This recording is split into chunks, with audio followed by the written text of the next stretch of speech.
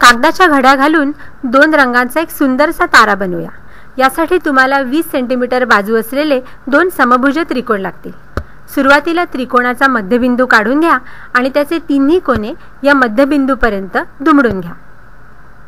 दुसऱ्या त्रिकोणाचीही अशीच घडी घाला। आता एक घडी घ्या आणि ती उलटी करा। दिसणाऱ्या षटकोनाच्या 3 बाजू दाखवल्याप्रमाणे मध्यबिंदूपर्यंत अशा दुमडून घ्या।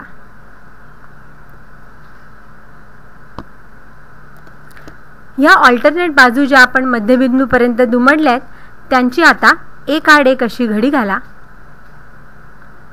आणि शेवटची बाजू पहिल्या घडीमध्ये इंटरलॉक करून टाका।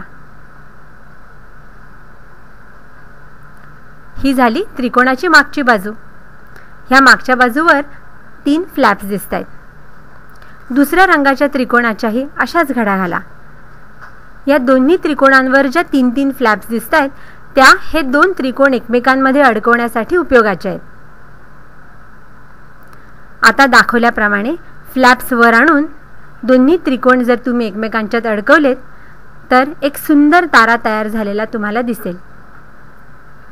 ही झाली ताऱ्याची मागची बाजू।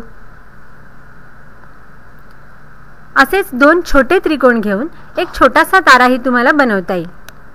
नंतर मोठ्या ताराच्या मध्यभागी डिंक लावून तो छोटा तारा जर त्याच्यावर तुम्ही चिकटवलात तर 2 ताऱ्यांची अशी सुंदरशी नक्षी तयार होईल।